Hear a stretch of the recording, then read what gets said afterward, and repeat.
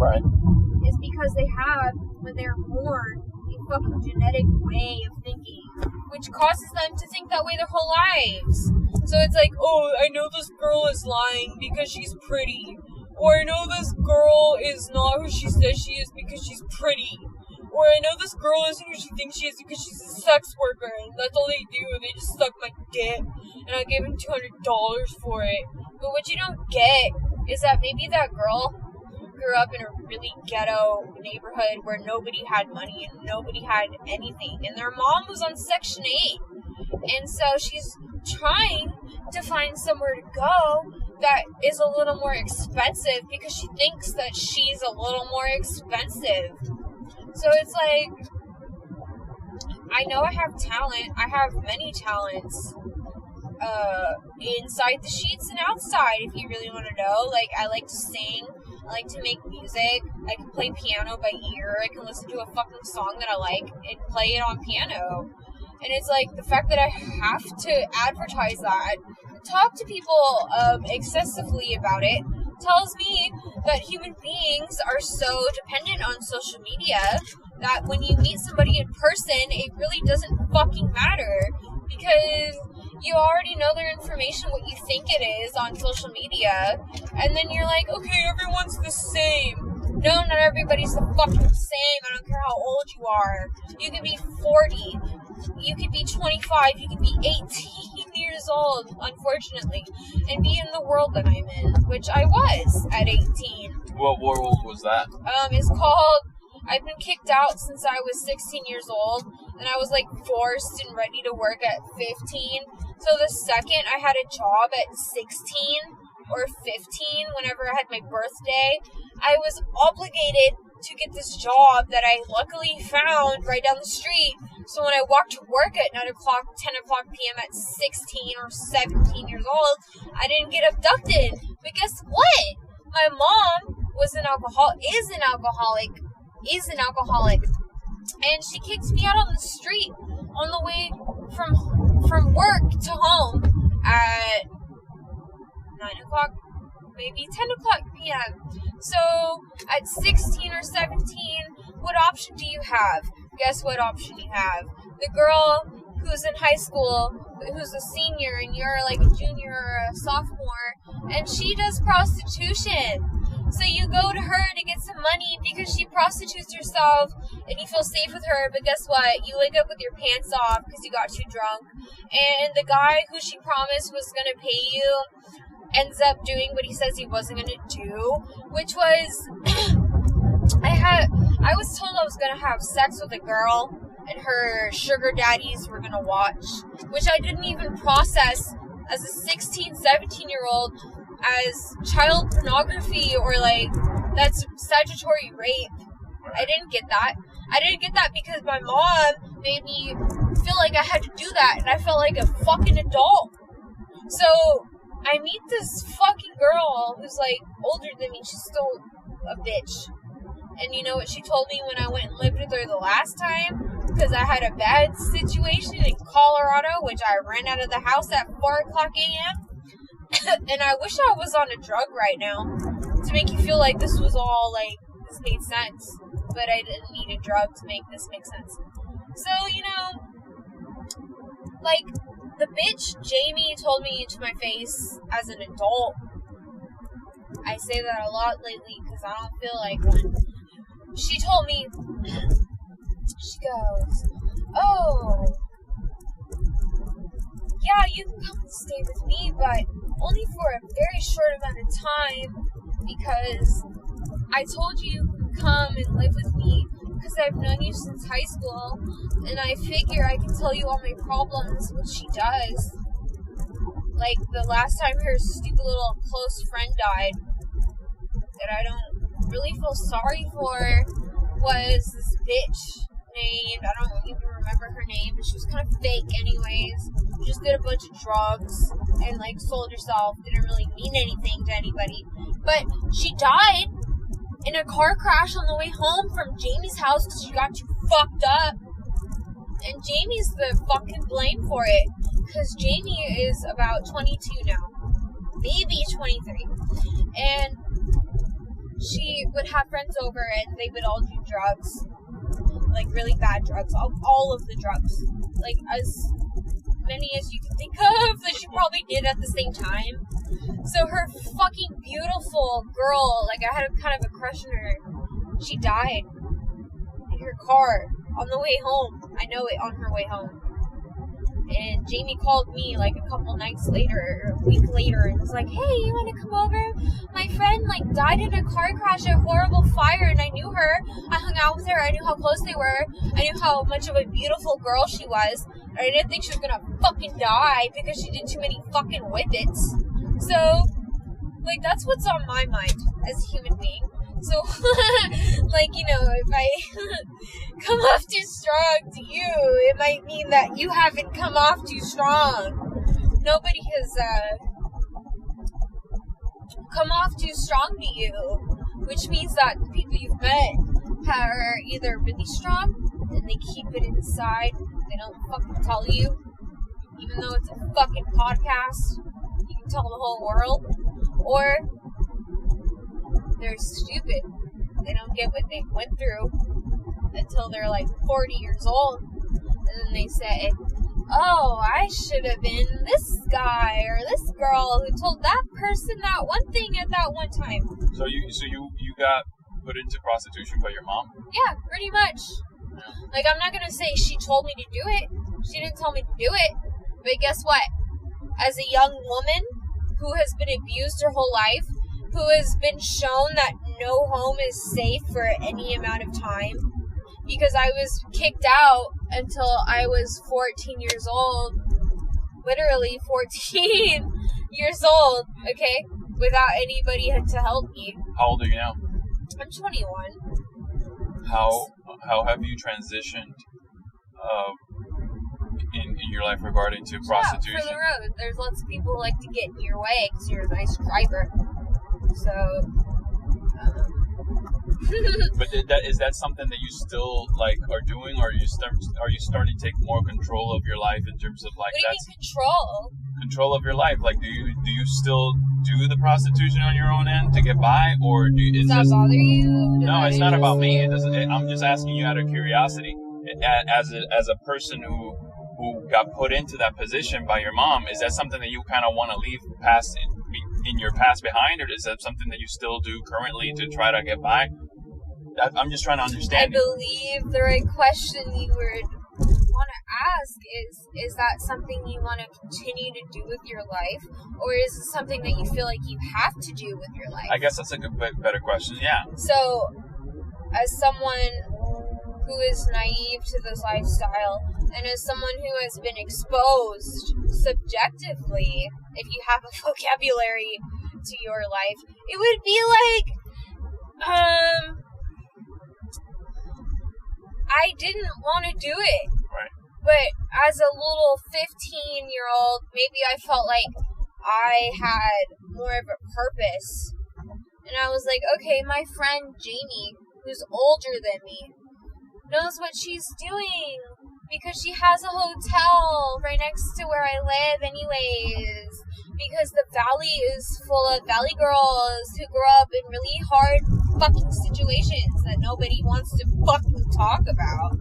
Like, the fact that I'm even sitting here talking about this seems naggy. But when you die, when you grow up, one or the other, you learn something. And you learn that life is more than what you think it is. And life is more than what you take interest in looking at. Anyways, you can look at a prostitute and think, oh, I want to learn about her life, why she got there. I want to learn about why a stripper became a stripper. I want to know why a sex worker in general. Because men especially, I mean, females get really, really offended by another woman being a sex worker. I don't. Okay. I am assuming that, considering what I'm telling you. So, as someone who feels personally attacked by everything, it's better to be someone who just listens, not telling you to listen, just saying. It's nice when a human being can learn to listen to someone and think, hey, you know, that's an emotion I've never had. That's sad. What emotion? What emotion do you feel that you lack? I don't know, sometimes, that's a good question. Sometimes people know what they lack. People know what they don't lack. People don't know what they lack. So with that being said, I say the fact that you acknowledge my need for acknowledgement as a sex worker really does me differently, because you're giving me more emotionally and mentally tension than someone who just goes, oh, so you're a sex worker, I'm an Uber driver, you know, we have the same lifestyle, you do what you need to do, I do what I need to do, I don't really care about what you've been through, because I already know what you've been through, you know, everybody goes through divorces, and everybody's human, and we all feel the same emotion, and blah, blah, blah, blah, blah. I disagree.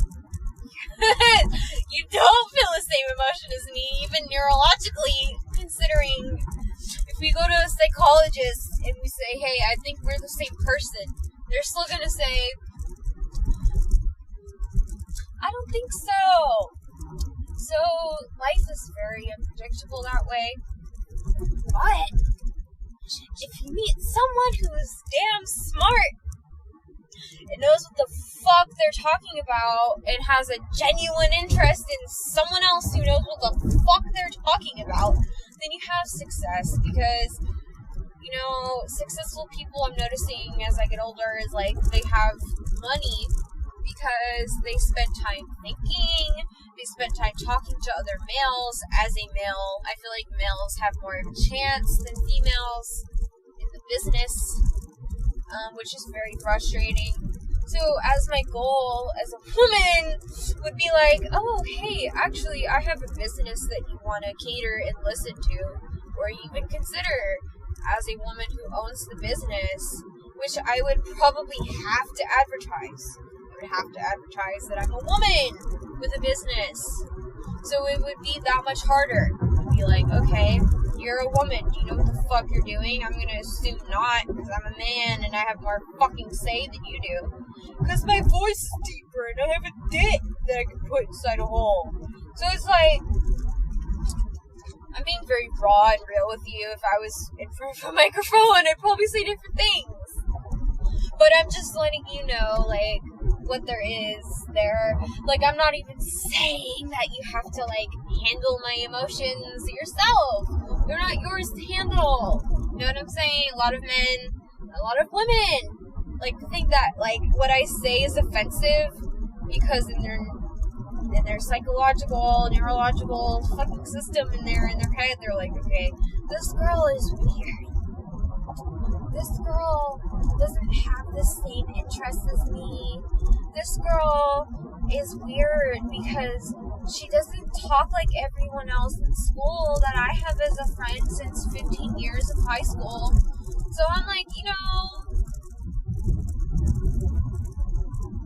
So, going back to the question about you know, being 21-year-old, are you still doing that to get by, doing prostitution? Yes, or? I do. Yes, I do. Are you going to tell the cops? No, I'm not. Okay, well, yeah, I do. It's kind of sad and lonely, and I meet really weird people. Yeah, like what kind of weird people? Tell me.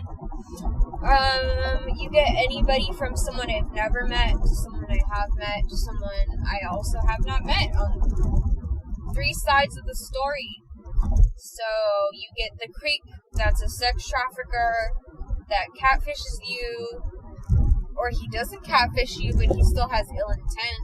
Mm-hmm. Or you get the guy who wants to abuse and pimp you out. Or you get the guy, I don't even know the third guy. Probably the third guy that's like, I'm actually really nice, and I worked really hard for what I got, and I appreciate you trying to get what I got, but I understand you as a human being, so I'm going to take you in under my wing, because I have money to spend on nothing. lot of famous people have a lot of money. They don't spend on shit. And it pisses me off. So doing that, like, how hard is it? That's because that's how hard it is for you to connect with real people? Yeah. Yes. Because it's merely a transaction. You're giving them something they want. And it's not even merely a transaction. It's more like, okay, so are you going to suffer through as a man in this situation as me on the other side? It's like, oh yeah, so I have like vices and I have bad things in my mind that I want to do with you as a psychopath because I think I'm smarter than you and I think I have 5 steps ahead of what you want, what you do, because I'm 40 or 30 years old or maybe 50 or 60. It's like the male gender as a woman at my age, I will tell you that every man I've met has been psychopathic, sociopathic, or narcissistic.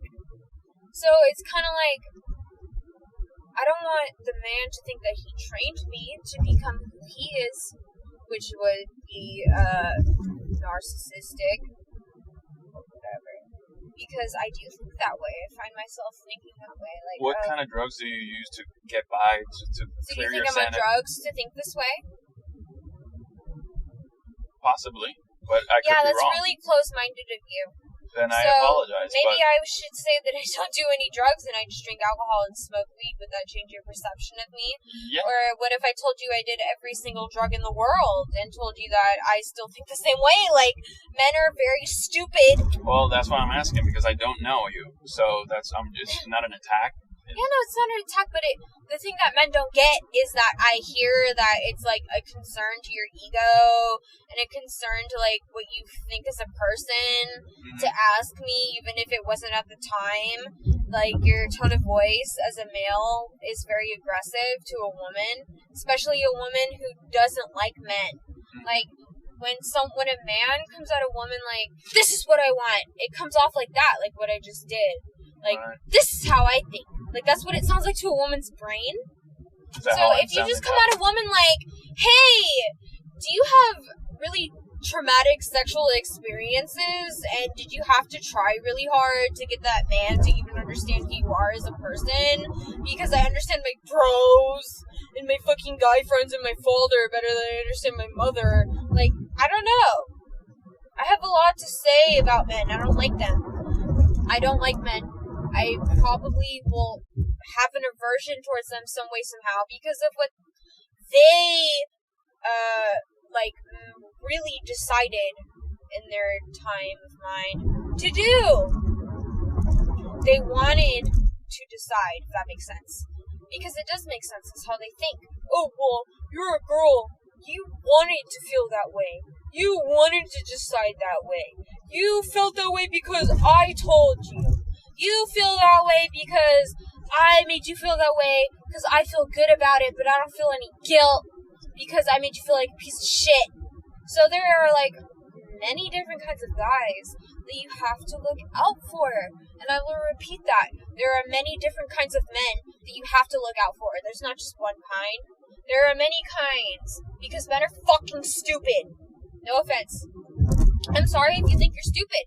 If you think you're stupid, then you might be stupid. Because men get very sensitive and emotional towards things that a man accuses of a woman to be too sensitive of, is more sensitive of. Like, believe it or not. And it's like, oh no, the woman has something to say that takes a little more time than a bro hitting you up saying, hey, you want to come over to my house and smoke some weed and drink some beer and laugh about the bitches I just fucked in the mouth and they actually kind of sucked? Like, I don't like men, but I treasure a man's heart when I find it and when I see it. But you know what they do with that? They take advantage of it. And they go, hey, this girl has a heart. This girl she really loves me.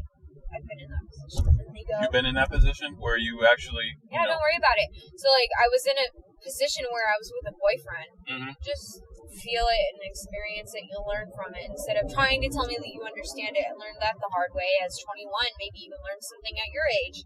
Like, I fell in love with a guy. I don't fall in love easy. I'm 21, but I'm not 21 mentally. I fell in love with someone, and I wanted to have a kid with them, and they turned out to be a psycho, like a neurological psycho. But the thing with me is I have a way with psychos and sociopaths. They like the experience I give them. They like the emotions that I give them because I'm deep and dark. And I kind of come off as a psycho sometimes.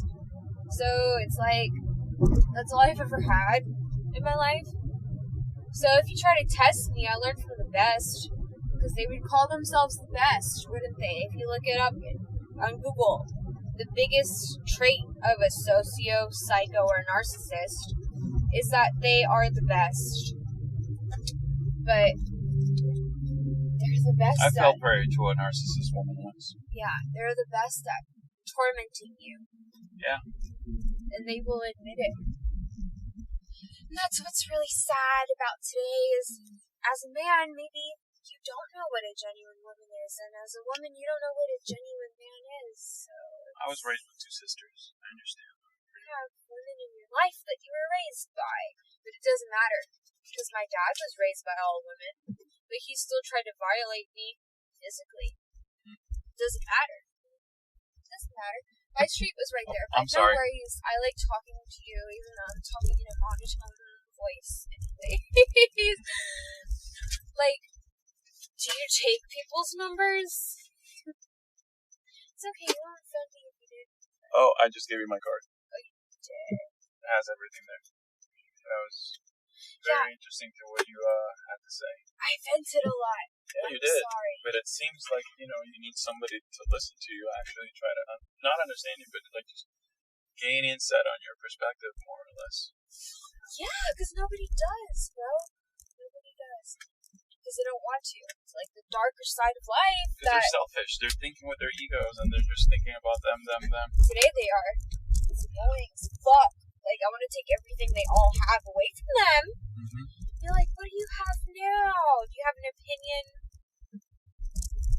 Do you have an opinion to pay for your rent today?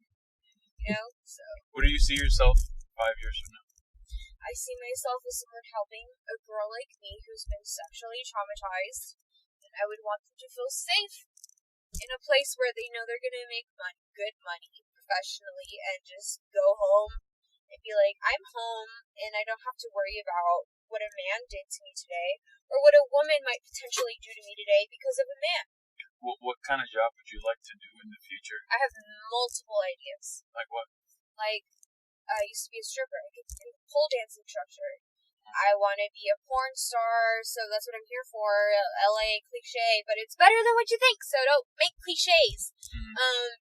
My agent's really cool. He gave me what I have today, which is a job that pays $600 a week.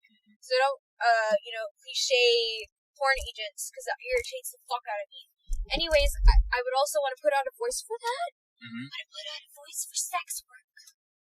Consent and money, and, maybe if you have low self-esteem, you don't have to take it out on a girl who just wants some money. Right. So.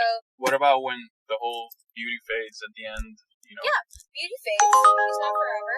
I would say he's sexually liberated and has as much non-consensual fucking sex as you can, of course. Yeah,